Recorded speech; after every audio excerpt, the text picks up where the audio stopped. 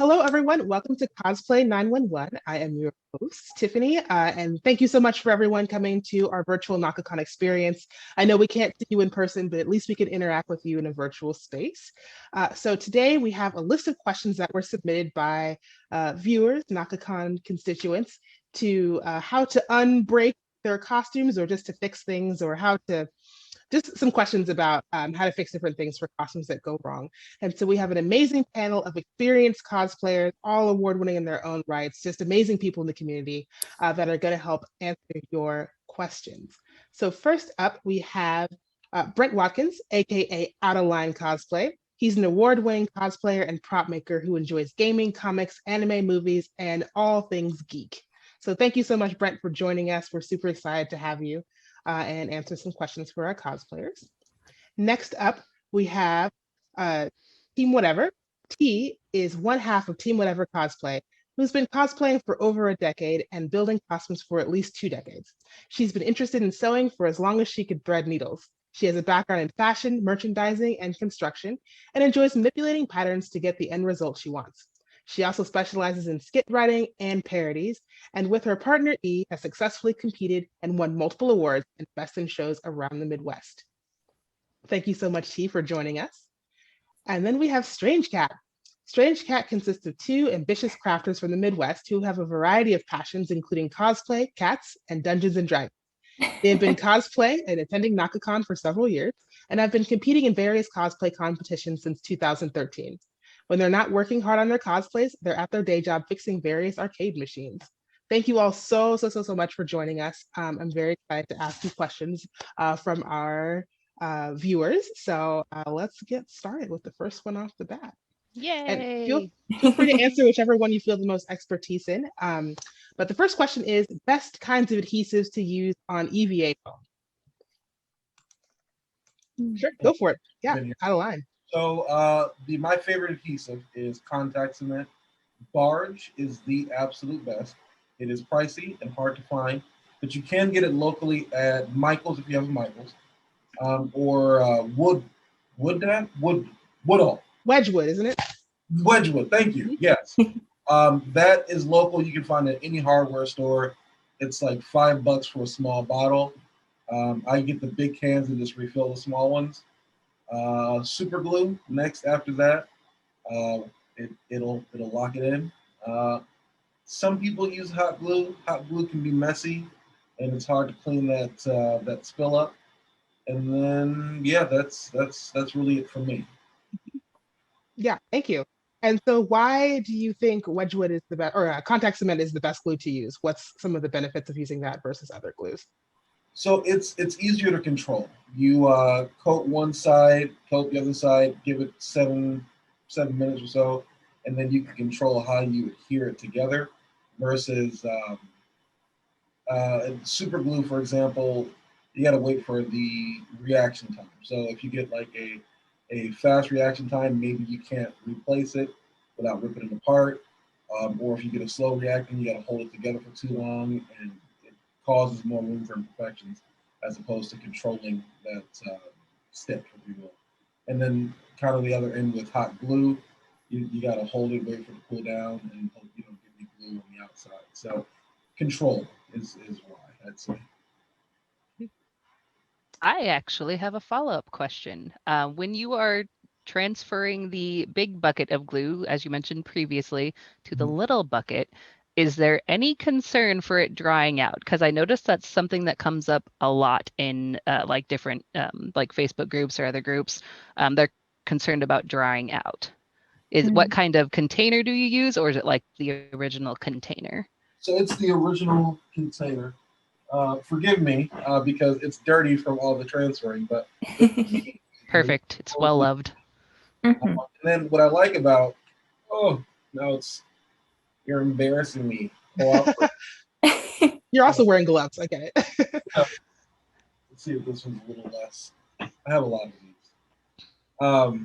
You get the original brush that comes with it. Oh, okay. So it works out for convenience, and then it doesn't dry out because it's in the original glass bottle. Pour it in, go. Only thing you worry about is sometimes the pour isn't as clean as you want it to be, so you get some on the outside. But I've gotten a little better about that. I might be lying, but you know. And so when you have like the big container of it, though, you can buy like the quarter gallon one. What is that? It's a quart at the hardware store. Do you transfer it back to the smaller bottles, or do you use it in like one of the squeeze bottles? What's your One of the small bottles, like I just showed you, I've tried using like the plastic ones that I've seen some people use, where they'll just squeeze it out onto the almost looks like a condiment container. Mhm. But if you let that sit in there for too long, those will dry out. So if you are going to use those, this is my experience. I recommend once you're done putting it back, that way you're not wasting materials. I've been there before. Awesome? Okay, I guess I will ask another glue related question. So when you're in the middle of transferring things, as you're gluing props together, it gets a little messy. What do you do if you spill it all over the carpeting or your clothes or your table or your workstation Cry. or your cat? Yeah. Cry a lot. Cry a lot. Yeah. It depends on the adhesive. I know like there are like people that say nail polish remover will work in some instances, but that is also very smelly, so be careful. Yeah, we've had an instant where we spilled some on a carpet and it was the spot that we called it, where we just like perpetually had to keep working at it. We eventually got it out of the carpet, but it took a while. Honestly, the best way I would say is just avoid carpet altogether, because we tried all Make kinds sure- of different cleaners, all kinds of different scraping techniques. It never came up. It's definitely something you want to focus on putting on like a hard surface that'll be easier to Mhm. wipe down, as opposed to on your carpet or on your couch, or where us cosplayers like to make things. Yeah. I want to piggyback off that. Absolutely. You want to work in a controlled space where if you spill it, it's not going to be in the world. I've gotten contact cement on my carpet before, and once it dries very slowly. So you have time to get it out, you think, and then once it dries, you have this disgusting spot that you really can't do anything with. So it's all about planning it, putting it on a hard surface, and transferring it. But for small errors, I use this. It's Oh yeah. Goof. Yeah. Goof off. Mhm. I also use this for, like, say for example, if I glued the brim of this hat on, and I didn't like the placement, I'll take I must have been doing this recently, a paintbrush, put a little of this on, and like work it into the cracks, and then just pull it off. This works. Yeah. That's awesome. I feel That's a good tip. obligated to say, for your health and safety, please work in a well-ventilated area and or wear Absolutely. a safety mask or PPE. Yes. This is a great time. Yes. Now you have all that PPE. You can use a lot of it for cosplay, some particles. It doesn't work with fumes as well, but like Mhm. the standard masks don't. But yes, at least open a window, work in a well ventilated space. Absolutely. Right. Read the instructions on the back of the bottle, people. They're not put there for fun. Mhm. Okay, so let's bounce. We have a fabric related question. So there's a lot of retail stores that sell fabric, obviously, but what about people that live kind of in the countryside or don't have access to mainstream fabric stores? Where are great places to get fabric, and what do you do if you can't touch it and look at it?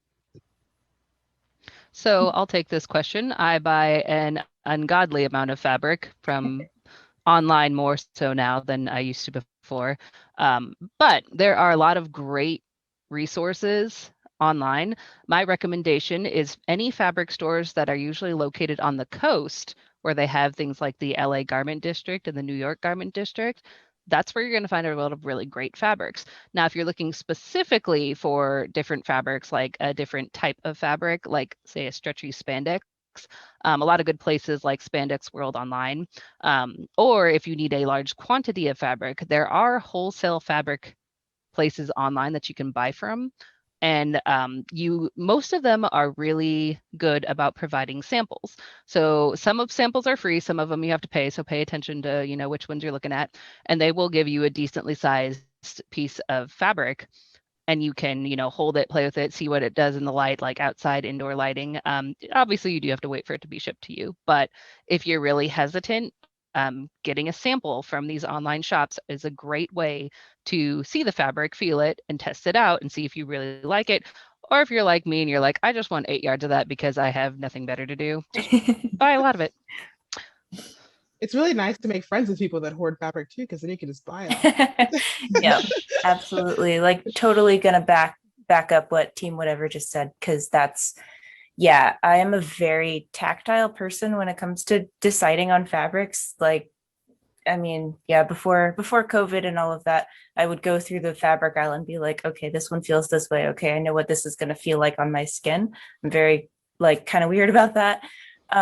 But yeah, what's really helped is the online retailers contacting them. Like, even if they don't have swatches listed, you can always email them. And like, we've had good luck in the past emailing them and being like, hey, so I need like, I'm thinking about these colors of this fabric. You know, is there any way I could get a swatch or something? Like, they're usually pretty good about that. So Another good place to pick up fabrics if you're kind of on a budget and you don't want to have to wait for shipping, thrift stores. We found so yeah. many good fabrics at thrift stores, Like, you it know, doesn't old have to- curtains, old clothes. Like, it doesn't have to be, you know, something brand spanking new to still make something awesome for a cosplay. That's true. Yeah. I need Yeah. a whole nother panel about thrift store fabric shopping. Oh, yeah. And, Oh, for and real. on that tangent, thrift store sewing machine. I have a Yeah. collection of vintage sewing machines now, which are beautiful. But they're great. Like if you need a cheap sewing machine, it's been a little harder now, I will admit, because everybody wanted a sewing machine in the last year. I know this is like tangentially related, but honestly, if you're willing to put in the work and you see a vintage sewing machine at a thrift store and you do cosplay, I can vouch for how well they go through thicker materials, because those older machines, which are like 40, 50 pounds, are little beasts. They will go through so many layers.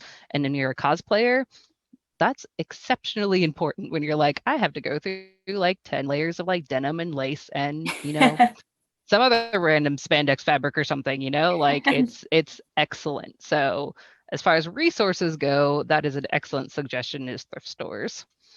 I actually years ago got a bolt of fabric from Salvation Army. It was a blue camouflage, and I'm like, that would be perfect for road hunting. Haven't done anything with it yet. It was like $2. It was a full bolt. So thrift stores, don't sleep.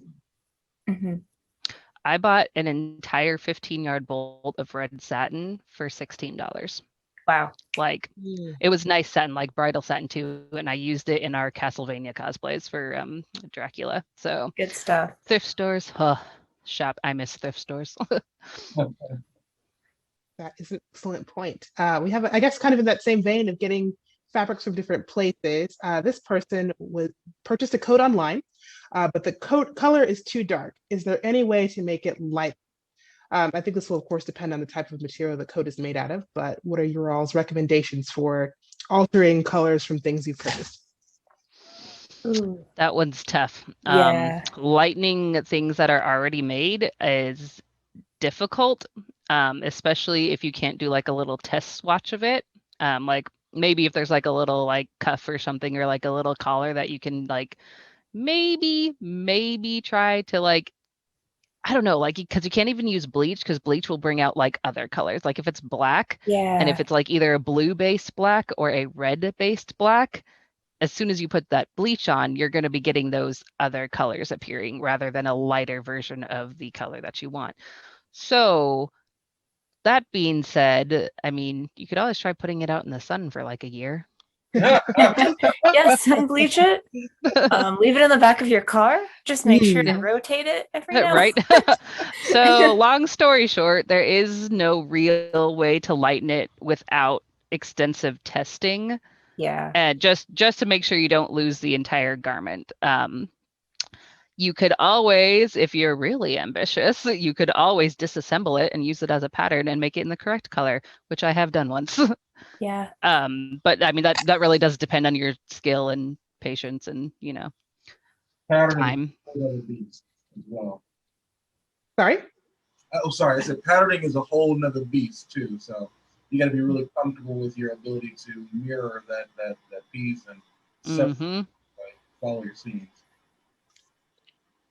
Exactly. Yeah, 100%. Or if you're really, really ambitious, you could use a lot of fabric paint. A lot. Do not spray paint it. I do have a quick little story of a friend of mine who needed a darker garment, which usually you can dye. ran out of time and decided to spray paint it and couldn't really move in it because it was just like stiff as a board. Like Yeah. it was pretty entertaining, not gonna lie. Fortunately, they found another garment that was very similar in a darker shade, but I was like, why did you spray paint it?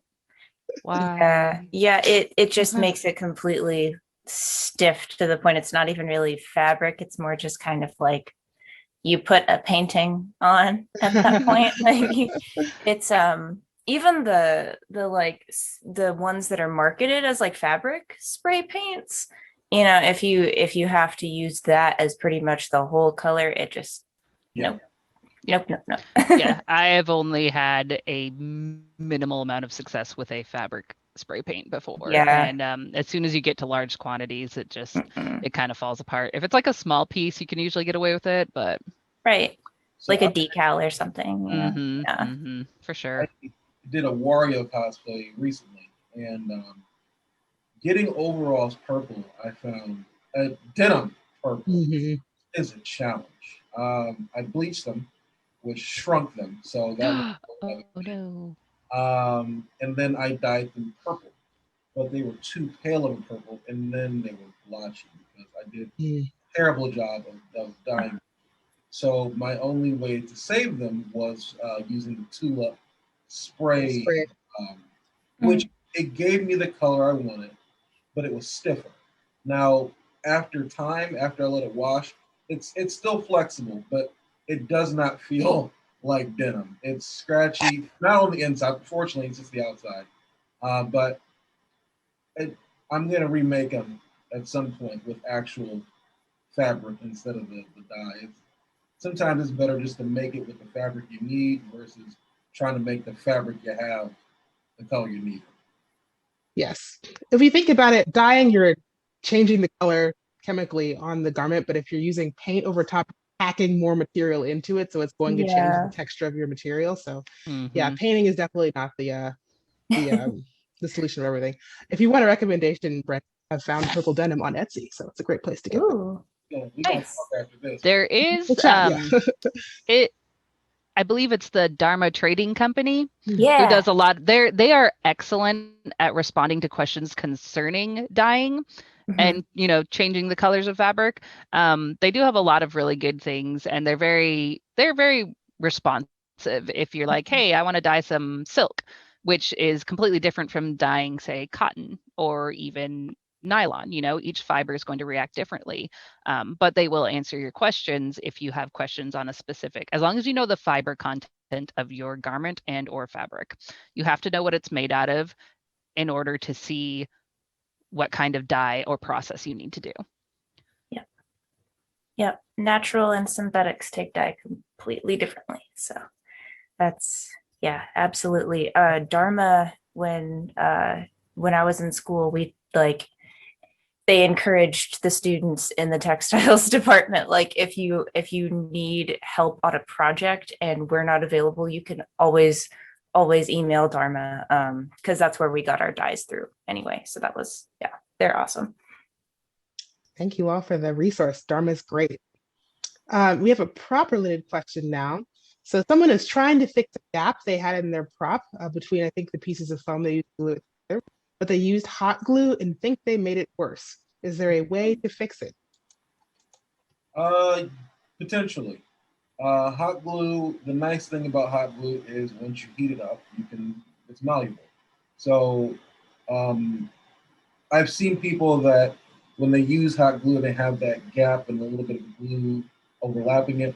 They'll take the tip of the hot glue gun and kind of massage it over it and then take out the excess. So if the issue is the glue, then you can do that, or even use a wood burner, but I would stick with the glue gun. And then I personally, to fill gaps, would use either like a wood filler. I've used that a lot, but it's not flexible. So depending on the area, you might want to use something more flexible like pulp. Thank you. That's a good tip. Yeah. Sometimes just don't use hot glue to begin with. Hot glue is a tricky beast. It is. You can do cool stuff with hot glue, but any sort of heat source, like even if you leave it in your car on a hot day, that'll mess up whatever work you put into it. So Oh, hot glue yeah. has its purposes, but do remember it is exceptionally heat sensitive. So if you, even if it's like 80 degrees outside and your car gets up to like 90 degrees, it'll soften it and mush it up a bit. Right. Yeah. Yeah, I lost a prop to that in like the first couple of years of cosplaying. It had to be out in the car because we were checking out of the hotel that day and just Oh, I think it was only out there for like 2 hours. it wasn't and very it long at all. softened up. It was just a hot day. Not good. Same thing Yeah. with wood glue. Like if you coat an armor with wood glue and you let that sit in a hot car, forget about it. It's done. Yep. Pour one out for our lost props. Mhm. Right. That's something else. Yeah, be cognizant of the things you're making it out of and your travel plans as well, which is actually similar to the next question. When it comes to packing props and things for conventions, when we can come back to conventions again, what's the best way of packing large props? So personally, one of the things, like if the prop is going to be huge, like if you know when you're making this thing, you look at it and you're planning it and you're thinking, how am I going to get through con, let alone put this in my car? The best way to go about it is honestly like plan it from the beginning that you're gonna have to make some points where it comes apart so that you can put it back together again. So when we made our Grand Blue Fantasy cosplays, the props were big. And I was looking at my Rav for like, all right, bud, how are we going to make this work? So we had to make it so that, you know, like the base had essentially like a PVC joint so that it would screw back in place with the staff. Like the staff broke apart in a couple different places. I think yours, like the globe on top, would unscrew. So honestly, the best way to go about it when it comes to thinking of how you're going to pack it is you have to kind of think about that from the beginning too, in a way, and be like, okay, how am I going to take this to con versus, you know, like you can make it in your house, but if you can't get it there, that becomes kind of difficult. So yeah, thinking about how things can like come apart easily and reassemble at con really helps a lot.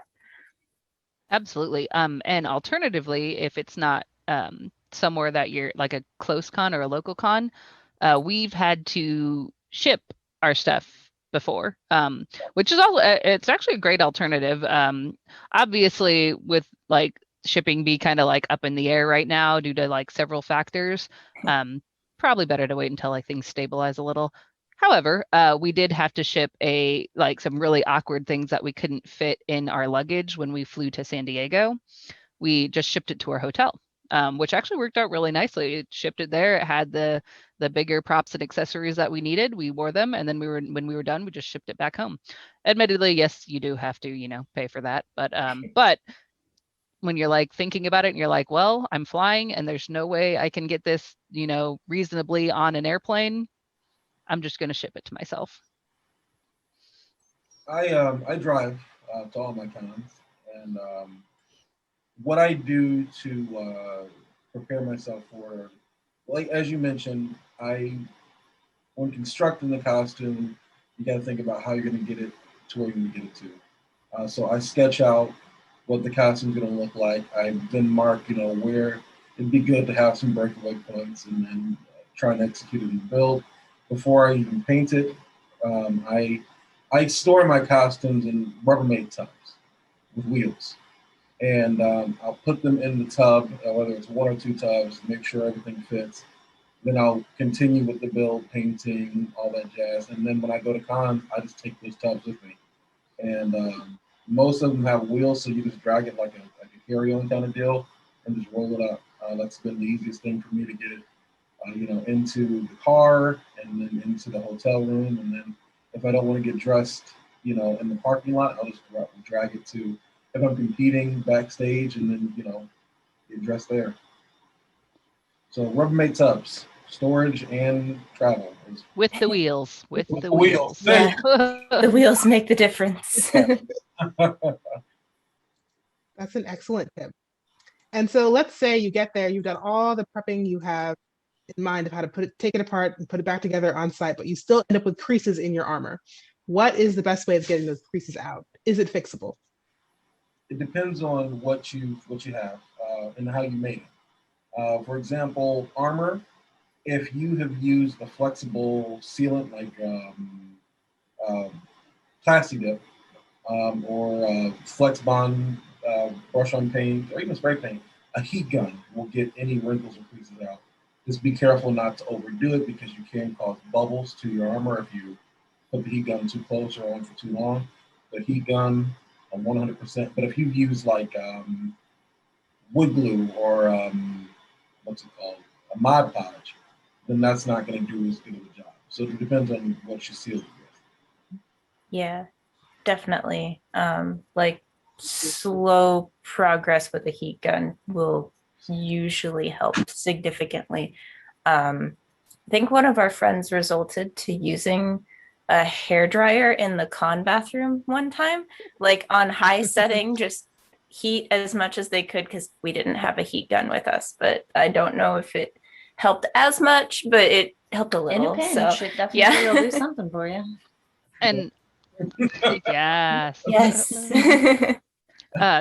Leading into that, having a cosplay first aid kit is great. Yes. Having a first aid kit in general is great, but specifically also having one for your cosplay.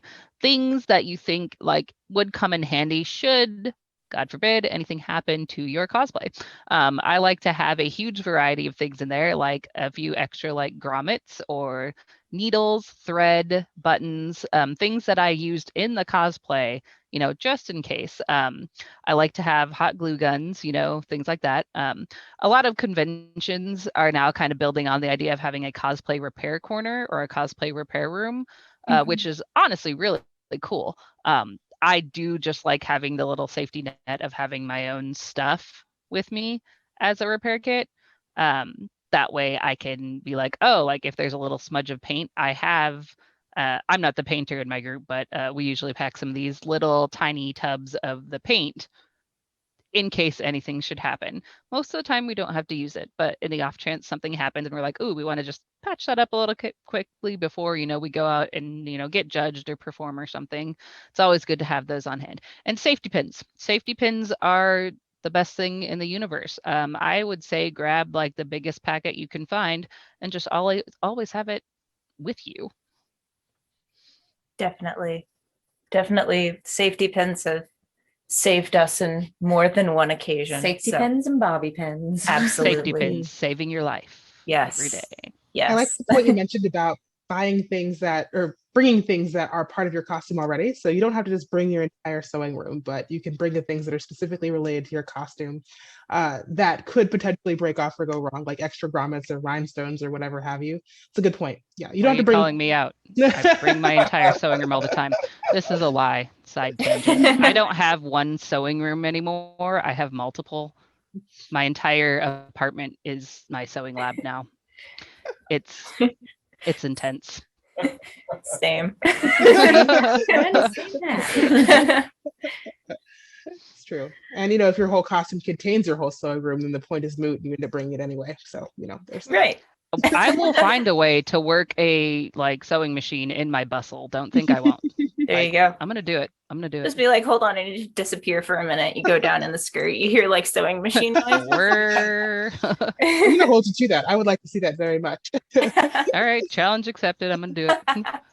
I guess also in the vein of repairing things or sprucing things up before you hit the con floor, what's the best way to get wrinkles out of your cosplay or your costume if you've had it in storage? This person is not sure what it is made out of, though. So having a handheld steamer is great. We've come to the point where steamers aren't like a big clunky thing anymore. They come you can get just a small little one handheld. You can throw it in your luggage, whatever, and it just holds like maybe a cup or two of water. And steamers are usually good because you can use them on a wide variety of fiber content. They work on just about anything, and I don't think I've ever had it damage anything like an iron would, because it's steam and it's moist heat instead of like dry heat, which would an iron would be, which you can burn fabrics and fibers with that. But the only downside is it is better to have your garment hanging up on something when you steam it. It is hard to steam it if it's laying on anything because it doesn't let gravity is kind of your friend in helping the wrinkles fall out. So yeah, you can get handheld steamers now for like even 15 or 20 bucks anywhere almost. So that's definitely my recommendation, is have one of those on hand. If push comes to shove and you're in the hotel room and they do have an iron that has a steam option, you can still hang up your garment and very carefully use the iron and steam your garment like you would a handheld steamer. That is a little harder because you don't get as a consistent steam flow, but it's still like in a pinch, it will work. Also, last resort, just hang up your costume in the shower with you while you take a really hot shower. Ooh, okay. Yep. That's a It won't great. work perfectly, but it'll do the job. Better than nothing. Okay, thank you. So the next question is also a storage related question. I love it when there's a clean segue. My wig is tangled beyond recognition. Is there any way to save it, or should I just buy a new one? Sacrifice it to the wig gods, buy a new one. Just kidding. If you have the patience to try and work through it, you can get a good majority of tangles out. But I mean, wigs aren't my expertise, but I do play with them occasionally. But the more of like, a nest of fibers it is, the harder it is to comb it out because it's not like hair attached on a human head. They're just sewn into something else. So inevitably you might end up ripping out some of the fibers. But I've heard that with patience and with a couple of like, silicone sprays, was that it? I don't know. Yep. Yes, I was like one of those things. I'm not the wig person. I only go off of what my other half says. So, but yeah, so I've heard people have had success, but you just got to be really patient and really careful with it. Yeah, lots of patience, lots of, okay, we're going to work from the bottom up and we're going to go slow and we're going to do it in sections. Yeah, but if it's completely matted and knotted and it's just like, if you put your hand on it and it feels like more of a solid mass than strands, probably not gonna be very easy. And depending on like the wig quality also kind of comes into play there, because I mean if it's like one that to begin with you didn't spend a whole lot on and it's matted and bad, you might just want to get a new one. You don't want to tell people to just throw a wig away, but if it Right. really does seem outside your scope, it really is easier that way.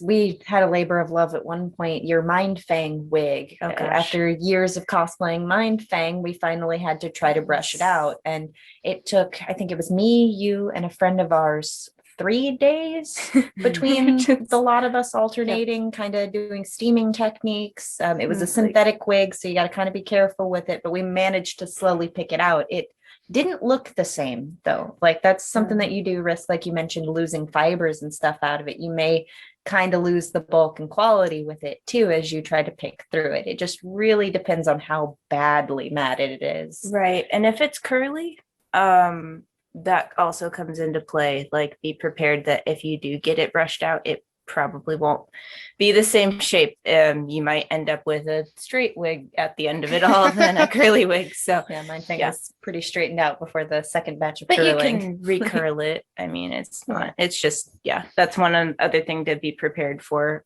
We've also had wigs in the past where they were long wigs. They got old and tangled through moves and everything, and we ended up cutting them and using them for short wigs. So that's another alternative, is if it feels like I had this really long pretty wig, I like the color, but I don't want to brush it out, it's too far gone. You could try cutting it short and using it for something else. I mean, you don't always have to throw it away, but yeah. Yeah, I totally agree. It definitely depends on how much energy and effort you want to put into the product. Right. Like if you look at it and you're like, this is not worth it, I'll just buy a new one, then you can. There are a couple of ways. I'm the wig stylist of our group, so just chiming in briefly. You can, if you really work at it with a wide tooth comb. I usually soak mine in like baby shampoo or conditioner. baby shampoo is like $1. So that's just very easy to use. Use a wide tooth comb. Make sure your water is room temperature or cool. Don't use hot water because you'll really damage the fibers. It's going to look gross when you're done with all of that, but then going over it with a flat iron will help straighten out those fibers again. And then, but again, getting through the tangles is sometimes just like not worth it. And it's just easier to get a new wig. But if you're really in love with it and want to salvage it, there are people that really enjoy untangling Christmas lights and those kinds of things. So if you're that kind of person and really want to work with it, okay, go for I it. kind of actually really do like that. Yeah, it can be soothing if you're not like in a hurry, but yeah, sometimes More fun if the Christmas lights are plugged in, though. I agree with you. That's so sad, but it's true. It's more fun when it's lit up. More dangerous too. I'm going to touch briefly on quality of wigs. I know we kind of briefly went over it. Don't opt for, if you can avoid it, do not opt for Halloween wigs. Over the course of time, some Halloween wigs have gotten better, but if you can see like a very plasticky sheen to it, it's best to avoid them because like you will pull those out of the bag and they will just like, they'll tangle if you blink at them. Yeah. And so and there are quality wigs you can get for like $20 to $30 even.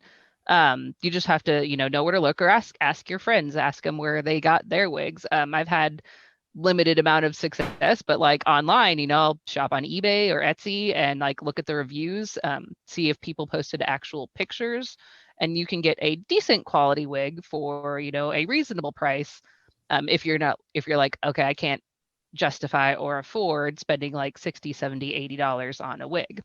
There's definitely options out there. And the nicer the quality of the wig, it'll just be nicer to work with, and, sometimes it's easier to untangle should it get tangled.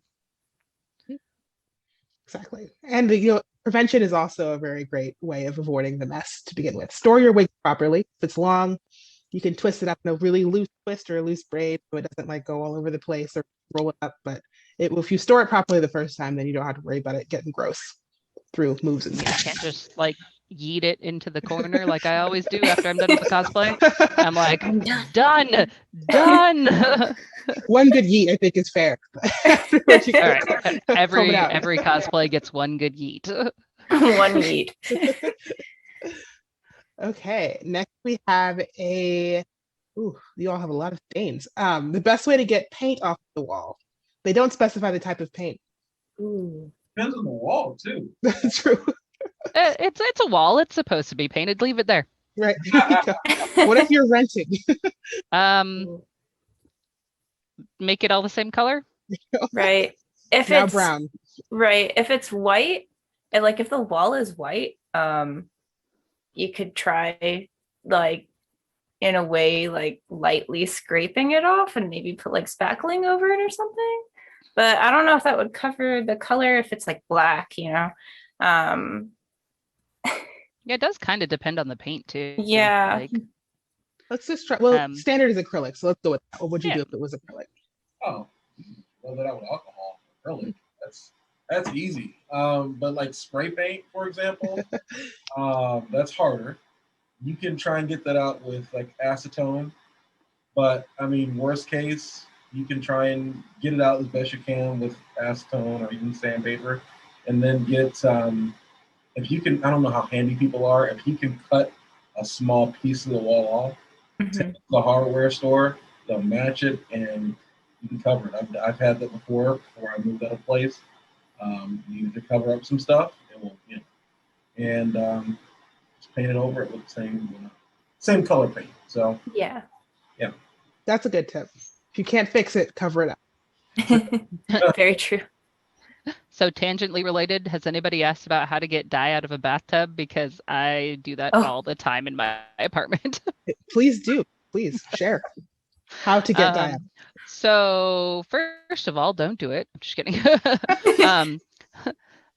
Honestly, what I had to do is I actually just like poured bleach in there and let it sit for days, and then like basically rinsed it out and like took a shower, and I was like, oh, okay, it's mostly gone. Maybe they won't notice too much. Yeah. There's also this stuff that I use to clean bathrooms called soft scrub, which like has a bleach content to it, but it also has those like little scrubby particle stuff in it. If you take like a washcloth and that and like scrub it a lot and just kind of leave it on there to work itself and then put more and scrub it more and then wash it off and then use more bleach, that helps with like the initial getting the color up off the surface. And then, yeah, the bleach bath definitely helps.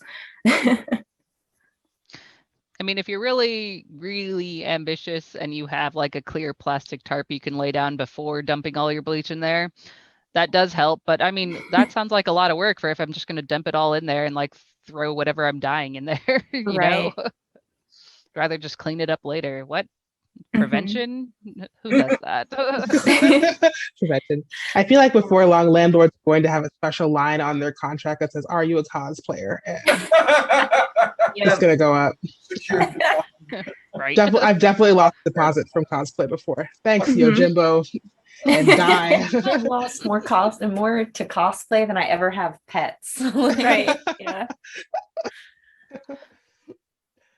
Okay, the next question is, another, I got something on something it shouldn't be on.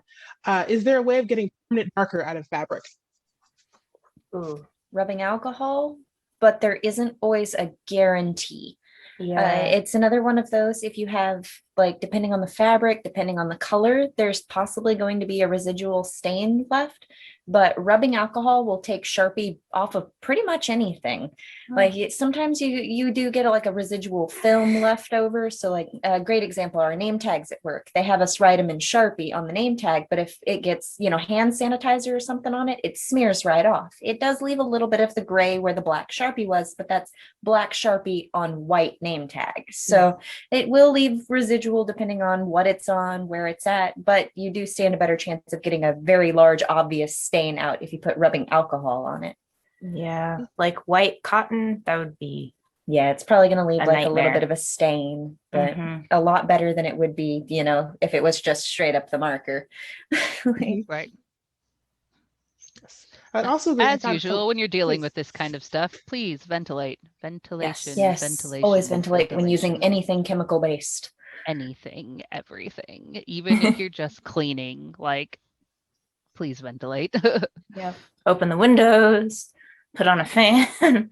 Yes, please. Wear a mask. I will say to the Sharpie point as well, I got some on my dress why I was wearing a dress while making patterns, I will never know, but did get some on my dress. I had a weird concoction of milk and Dawn dish soap I read online really worked, and it got the stain out, so it was really great. That's awesome. It had something to do with the lipids in the milk and the grease fighting power of Dawn got it out, so it worked out really well.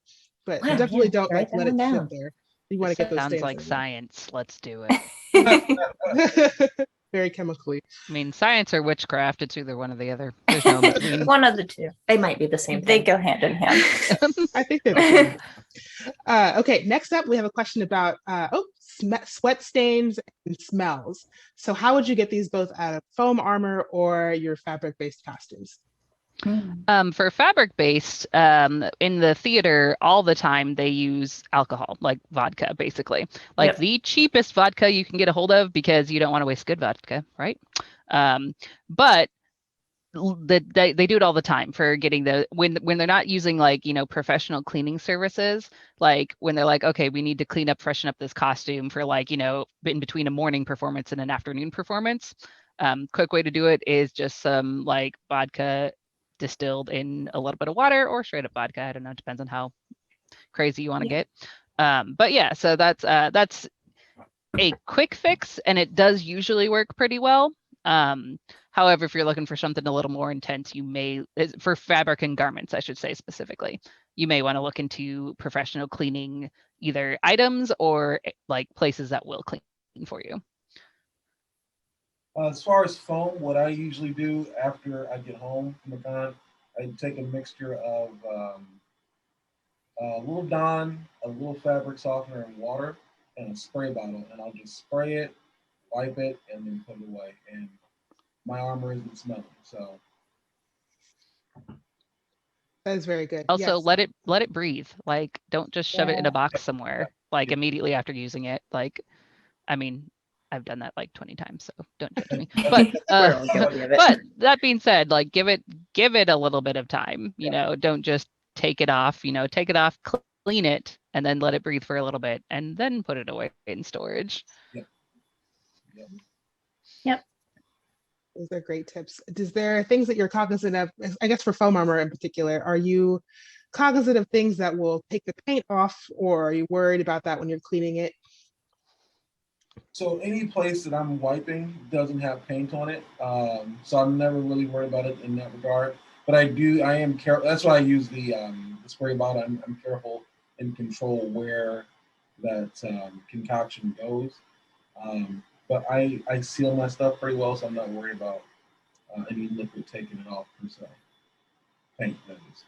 And also, don't they have like little makeup spray bottles? So like you can have a small spray bottle instead of a big handheld one. And you can probably like control the area a little bit better. Yeah, those little, like, you can find them in the like the travel section. Travel section. There we go. Yeah. And they have the little mini ones. Yeah. Okay, great, thank you. And our final question is related to burning things. There's still a lot of accidents that happen. I mean, That's what? So I'll phrase this a little bit more generally so we can address multiple types of materials. But let's say you're just a little bit too happy with your wood burning tool and you accidentally like take a chunk out of your prop, or if you're ironing and you accidentally scorch your fabric. Are there any ways to salvage that? So with the fabric, if it's an area you can hide or just like cut out and replace, that's probably going to be a better option, because fire and heat is useful but also destructive. Like it will change the content of your fiber, and you can't just bring that back to life, unfortunately. You can hopefully, depending on the area, work around it or hide it with something. Like if it's on the back and you've got a giant bow, you can cover it up with. But your best bet is probably going to be like taking out that section that's damaged and trying to replace it. I realize that's not possible in all situations, but once you burn something, you can't bring it back. Yeah, a lot of synthetic blend fabrics, pretty much like you're changing the whole surface. Like when it's burnt, it's melted. It's just, I agree. It sucks to have to replace that section, but yeah, there's not much you can do for it, unfortunately. Yeah. When you're ironing, I know we were joking about like what preventative things, but this is actually a really good thing. Always have an ironing cloth, which is usually just like unbleached cotton or muslin, or usually something that doesn't have any weird fibers in it or weird colors in it, because you don't want the colors to transfer onto what you're ironing. So it's either white or, unbleached off-white, just a sheet of fabric that you put on top of whatever you're ironing so that the iron will not directly connect with your garment itself. You can, a good way to do different kinds of fabrics is if you've got a similar fabric, like say you're ironing silk and you actually do have like a random square of like white silk or something, putting a similar fabric on top of a similar fabric and ironing it will get a little bit better of a result. But I find that cotton or muslin works for literally anything almost. So you can just have a square of that lying around. And muslin is really cheap. You can get it for like $1 a yard or something, and all you really need is like a yard. So my recommendation is have one of those on hand when you're ironing, for sure.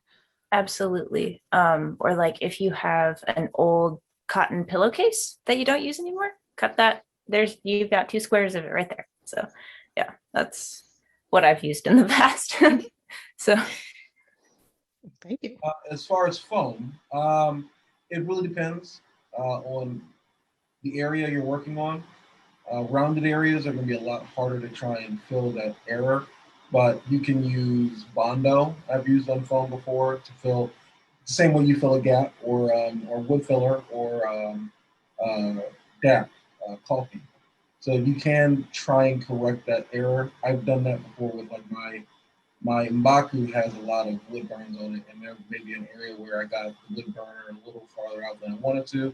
Just take a little wood filler and put it, where the error is, and then try and shape that while it's wet. And then once it dries, you can even sand some more of it out so you get the desired effect. Or depending on what you're making, it might be a good time to think about some battle damage or replacing, depending on what you're going for. But wood filler or foam clay is one that I've used before, and it works really well. And it before you paint it, it almost looks, outside of discoloration, it looks just like the foam once it dries. After you paint it, you can't tell. That is an excellent tip. Thank you. Okay, well, that's all the time we have today for our panel. Are there any other tips you would like to give people as they're working through their cosplay builds and they accidentally mess it up? Are there any words of encouragement or advice? Iron your cosplay, steam your cosplay. Yeah. If you want it to look the best that you can possibly do it, iron it, make it, press those seams, as far as finishing, that is just one of the things that, just in general advice, press it, iron it, steam it, make it look nice. You'll like it, I promise. Like when you look at it, it'll look so much better when it's nicely pressed and steamed and ironed, rather than just like, throwing it on, there's still wrinkles everywhere. Right.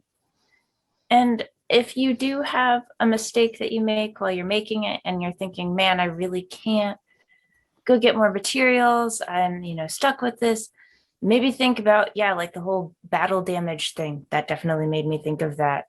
Like we've had cosplays in the past where we've worn them a few times and then I go to like fix something and I make it worse.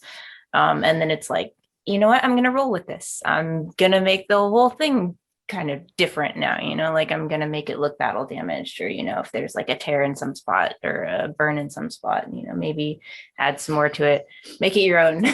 This character didn't used to have a brooch, but I was eating ice cream and well, now I have one. Yeah. Yeah. There you go. Don't be afraid to make mistakes. They will happen, whether you're veteran, experienced, or a beginner. So sometimes you learn from the mistakes you make and not to do them, or how to fix them. So don't shy away from it, and but be careful.